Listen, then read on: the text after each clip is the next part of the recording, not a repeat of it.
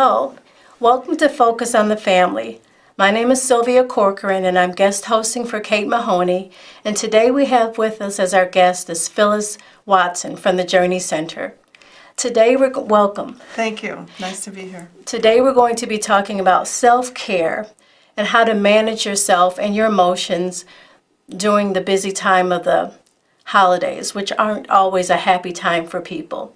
So Phylis, why don't you begin by telling us a little bit about yourself and about the Journey Center? Sure. The Journey Center is a consulting service. I'm located in the southwest suburbs, but I do go all over the Chicagoland area and some other national contributions as well. Mainly we focus on consultation for education, business, and mental health fields. And we work directly with some clients. We also work with the organizations themselves. Okay.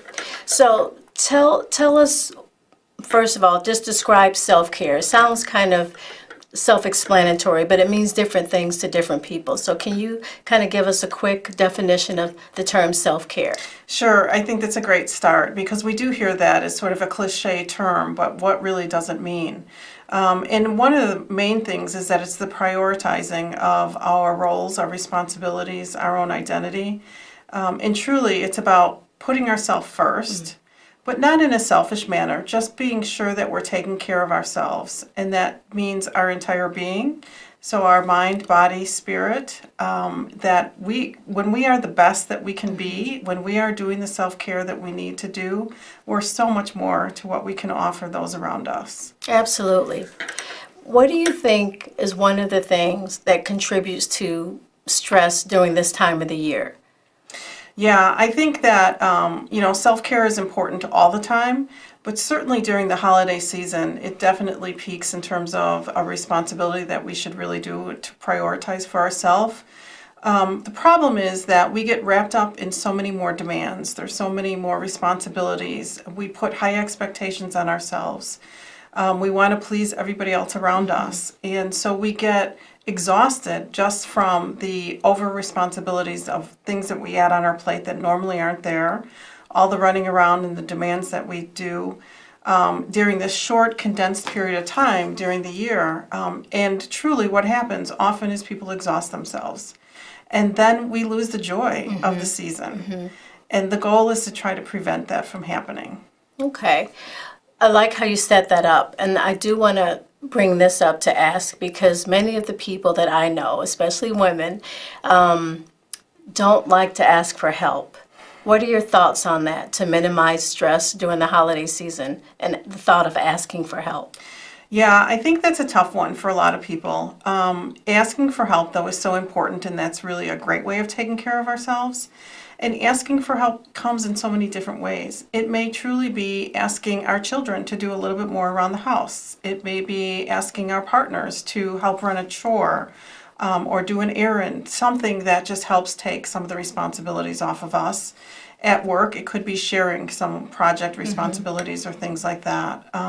So it truly is about knowing our own limitations and knowing when we're hitting our limits and then being able to ask for some contributions from others. Okay. It may be in the traditional sense when we're saying we're asking for help, where we might need to talk with a trusted family member or friend or professional about how we're feeling, or that things are, maybe far more sad or overwhelming than what they normally would have been. And certainly that kind of help is also really important for us to do for ourselves. I find that the more specific your request, the more likely you'll get the help that you need. Because if you can pinpoint and be specific to someone about what you're asking for, you give them the opportunity to say whether they can help or comply or not. So that's a good suggestion. Yeah, I think that's true. I think the timing of when we're asking for help, and what I mean by that is not waiting till we're feeling really angry about something or feeling really overwhelmed, but trying to be preventative, trying to ask for the help before we're overwhelmed. And certainly then being able to be specific about what is it that could really be helpful to us. Before we and I mean, still have lots of time left, but I just want to make sure that the tips we're going over, we're going to ask for a highlight or give our viewers tips on what to remember, because this episode is going to be chock full of things that you can Right. do to minimize stress during the holidays. As we were preparing before we met today, I did think of one of my favorite words in the English language, and it's only 2 letters. Want to take a guess at what it is? It must be the big no. No. No is the complete sentence in and of itself, period. And a lot of people do not use the word no correctly. They say no, but they add a caveat or an excuse. What are your thoughts about that? True. I think we have to get comfortable for ourselves with no. And it doesn't have to be no but. But sometimes it clearly is no, that this is just not the right time for me. I may be able to help in some way at a later date, next week, maybe 3 days from now, maybe 3 months from now. But being able to be comfortable with the fact that we can say no, that we have more than our share of what we have to do right now, and taking on another responsibility would just be too much. So no comes in many forms, and you're right, no is a complete sentence in and of itself. We really have to work at teaching ourselves that that's perfectly okay. And the word you mentioned, perfectly okay. I find that during the holidays with all of the commercials kind of project this perfect world picture. And everything isn't perfect. So what would you say to people who don't have as much? Right. I think one of the things that causes a lot of our own grief over this is that we compare and we judge. And we really need to step away from that and just be grateful for the level of celebration that we have for ourselves and our loved ones around us. When we think that we're not living up to some other expectations, or how somebody else is celebrating, or how somebody else is gift giving, that just causes undue stress upon ourselves. And of course, it's going to steal the spirit of the holiday. Absolutely. I couldn't have said it better. One thing I wanted to ask you, Phyllis, is, well, not ask, but it goes along with another favorite word or favorite phrase of mine, is good enough. Right. How does that fit in when you think about self-care? Yes, I mean, we, first and foremost, we are good enough ourselves. That doesn't mean that we have to run ourselves ragged trying to do everything to prove ourselves to anybody else. And that's an important lesson for us to learn. And then what we are doing is good enough, especially if we're taking care of ourselves in the meantime, because then we truly are giving our best. When we may not be good enough and problems may arise, and this is when then all of our other feelings just kind of get so absorbed and take away from all the pleasure that's going on, is when we extend ourselves too thin. And then we're probably not giving our best to every task that's in front of us, or every chore that we're supposed to do, or every celebration we're attending. And we want to be preventative from that. We really want to be reasonable with ourselves in terms of what I can handle this week, or what can I handle today. And maybe sometimes things have to come off the list in order to be good to ourselves. I love that. Some things do have to come off the list, because often we're the last ones on our to-do list. And by the time we get to ourselves, there's nothing left. We have no more energy reserves to fuel the things that we want to do. I want to revisit the no idea again. And I firmly believe this, that saying no to someone else oftentimes is saying yes to yourself. Absolutely. How does that weigh in with self-care? Well, it goes back to what we've been talking about, which is that I truly believe when we are being the best we can to ourselves, we're so much more that we can give to others. So putting ourselves first and taking care of our own needs, and that may be just finding quiet time for 10 minutes to start our day, or to meditate at the end of our day, or whatever other pleasures that we have for ourselves. Exercise is still truly important. How are we taking care of our physical being as well as our mental being, and doing the things that we need to do for ourselves, because as we regroup, as we feel the best that we can be, we certainly are able to give and offer so much more to others. I love how all of the suggestions that you've made thus far, none of them cost a penny. Right. Breathing, meditating, getting yourself quiet, exercising, having a cup of tea, praying, whatever it is that will bring a person to their center. None of these things cost any money. It's just a practice that one has to develop. Right. And there is a true relationship between our mental health being and our physical being. And the best things we could do for ourselves is to pay attention to nutrition, make sure we stay hydrated. Proper sleep is extremely important. And when those things come together, our mind is much more fresh as well. So then we're able to work in conjunction with each other rather than physically carrying ourselves, dragging ourselves around because we're exhausted, which means we're not thinking straight and not thinking to the best that we could be. So keeping one physical really healthy is super important with keeping our emotional side really healthy as well. Okay, this is going to sound like a trick question, but it really isn't. How does one do this in their work environment, in the midst of all of this holiday celebrating, when people are bringing in yummy, sugar-laden, fat-laden goodies? How do you get around avoiding those kinds of things and maintaining your own balance and nutritional health? Yes. Balance is really important, and I'm not one that advocates with the clientele that I work with that advocates that we have to avoid everything. I do think that it's important to allow ourselves to taste. So I think there's a couple ways that we can handle that. One is it's always great to bring in your contribution to, say, the smorgasbord that's going on. Make it a healthy snack. Make it the fresh fruit. Make it popcorn. Make it something that is less sugar laden, like you were saying, all the baked goods that are going on. But allow yourself to taste. You don't have to have the huge piece of pie if you don't want. You can simply have the taste. The deprivation, I don't think, is a good response. So certainly giving ourselves some room and knowing that we might just need to be a little kinder with ourselves during the season because there's so many temptations out there. I love that. I love the permission to indulge, and I love that you use the word taste because sometimes that's a foreign concept. When we have something that we like and we prepare a serving, we just automatically think, I have to eat all of this. Right. But you can prepare a smaller serving, Right. or you can have, just like you suggested, just a taste and savor that, and it really can be enough. Right. Yeah, I think it's really important, and that's all about the self-care, which is, it's not about depriving ourselves, but it really is giving ourselves permission to enjoy the holidays. The holidays are supposed to be so pleasurable, and we seem to lose that gratitude about that often. I think the other key thing is to really get in touch with what does bring us pleasure during the holidays. What were favorite memories we had? What are new traditions we want to start or old traditions we like to carry on? And get focused on ensuring that we're being able to be a part of those. I do think that really is a way of feeding our spirit during the holiday time. Like we talked about, the meditation, the prayer, and all those things are super important.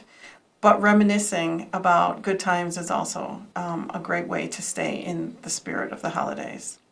This leads me, a comment you made leads me to my next question, because you mentioned new traditions. It's great if you have wonderful, pleasant memories, but what if you have a family situation that maybe isn't ideal? What are your thoughts about creating a new normal or a new set of family or a new set of traditions? I think boundaries is important. I think it's important to be honest with ourselves, and this doesn't necessarily mean we have to go out and discuss it with everybody, but there may be family memories that aren't pleasant, as you mentioned. There may even be still family members that aren't pleasant to be around. It's really important to be honest with ourselves about that and limit the thoughts about it, as well as limiting the interactions. And that is reminding me of what we were just talking about a few minutes ago, which is the no is real important. And sometimes we don't have to be around people that are going to bring us more angst than pleasure. And being okay with that is important as a way of taking care of ourselves as well.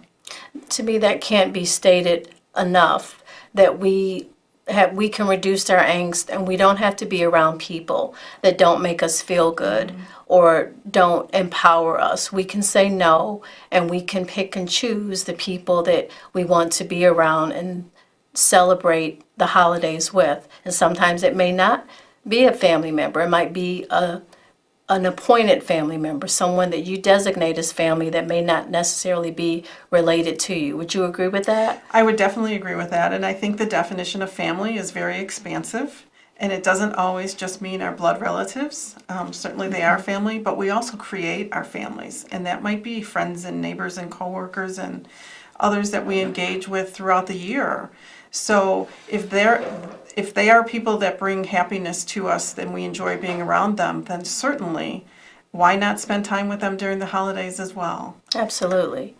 What would you say to someone who's a member of a family and doesn't really have an affinity for being around lots of children, and the family is large and there are lots of children around for the holiday times? How would you suggest someone navigate that particular situation? If it's an event that they feel that they want to go to attend, or they in some ways even feel obligated to attend, but like you said, there's a population that's going to be there that may not be their most favored, I think it's perfectly fine to limit your time there. Certainly it may be important to go, to do your greetings, to spend some time, but you don't have to spend hours there. Then maybe, a half an hour just saying your greetings and getting familiar with people again and catching up with folks is all that you have to do. I think if one knows that there's going to be a situation that's really going to be stressful to us, I don't think we have to push ourselves to keep going into that and experiencing that. We should prepare and plan that that's going to be stressful and know what some of our outs are going to be. That I have other obligations I have to get to, that it's going to be a time-limited visit. That's certainly okay, and that's certainly a part of self-care. That's wonderful, and I'm so glad that you highlighted those options. And also it's important to remember that the holiday is a season. It's not just a day. So you don't have to cram everything into a day. It's a season, so you may want to space out your time that you're going to be spending with some challenging personalities. Right, and I think that it's important to remember it's a season even for the people we enjoy being around. I had to learn that myself, that with friends, we all want to celebrate the holidays. We love getting together, but we may not all be able to do that during the Christmas week, for example. There is nothing wrong with celebrating into January. As a matter of fact, I kind of enjoy dragging out the season a little bit longer. So we may need to space things out so that they feel much more manageable and not feel that everything has to be condensed and wrapped into 2 particular days, or as the New Year's Eve and New Year Day come together, that it has to be around that time either. Certainly, from Thanksgiving on, feels like it's the holiday time. So I think the more we spread things out, including our responsibilities and demands and chores that have to get done, it makes life definitely more manageable. It's wonderful that you talked about the different ways you can parcel out and spend time with friends and family over a period of time. And it's not just for Thanksgiving and Christmas, it goes until the new year. What about if you have friends that you enjoy, but they don't always enjoy each other? Well, that's an interesting question. Perhaps they don't all have to be in one celebration. You may be able to just parcel that out, and perhaps you just do a smaller dinner with a couple friends, and then you do some other home gathering with some other friends, and not feel like everybody has to be together. And I think that's very true for families as well. That sometimes being able to separate that and seeing one family on a particular day and then the rest of the family on a different day, we have had to do that, particularly as more families spread out and live in different locations and things. It's much, much harder than it was even when I remember from my younger days where like the whole family would congregate on one particular holiday.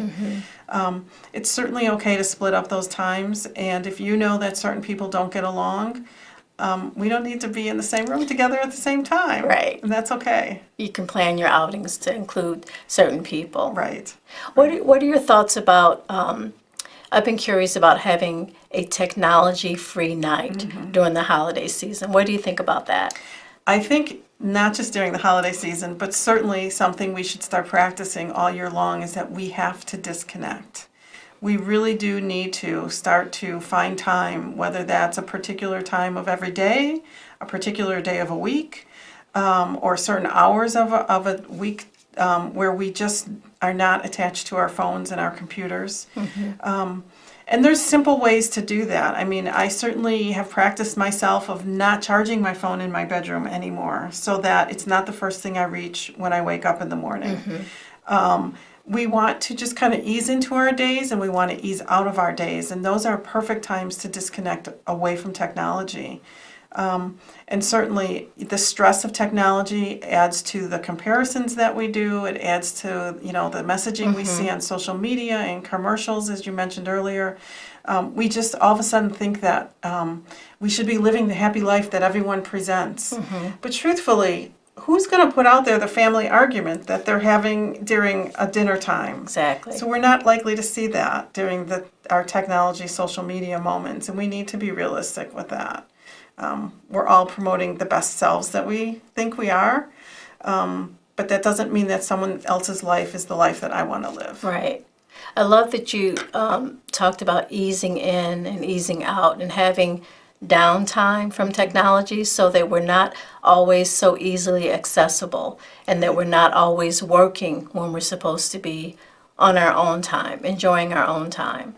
Right. It's super important, and that's one of the primary messages of this conversation, which is that when we take care of ourselves first, we're able to give so much more to others. And I think often think about the promotion we hear on the airlines, which is that, parents are supposed to put the oxygen mask on first before also offering it to their child, which particularly as a parent, I think that's so counterintuitive to what we're used to doing, because we often put our children's needs first. But that's a great analogy to how we need to take care of ourselves, which is give ourselves oxygen first, and then we are so much more to everyone else around us. These are some great tips, and I'm really hoping that our listeners find great value in these suggestions and can implement some of them with the holidays still before us, because these are wonderful ways to minimize and reduce your stress that will enable you to more enjoy your family and friends and your time and your downtime for yourself. Right. This is really important information. Right. Good. I hope it's useful. What else would you have our listeners to know about the topic of self-care?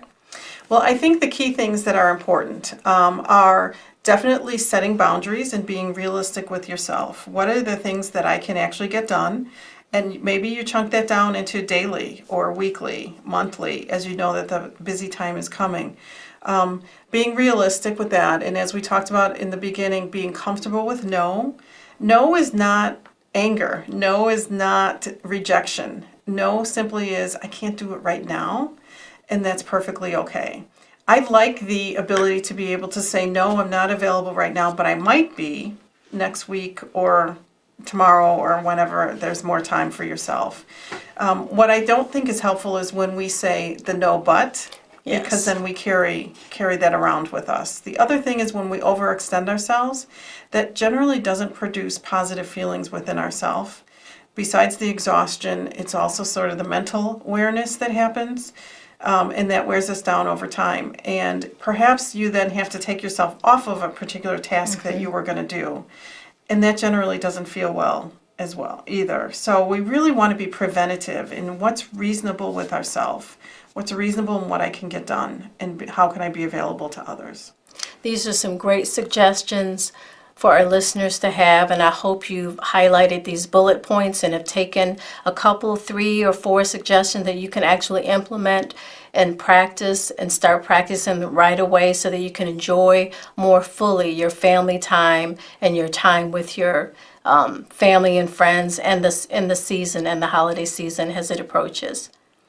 Definitely. I think remember, nutrition, hydrate, proper sleep, important things for physically taking care of ourselves. Get out and exercise, even if that's just walking. And being okay with setting boundaries. And remember, no is a complete sentence in and of itself. Enjoy your holidays. Thank you for joining Focus on the Family.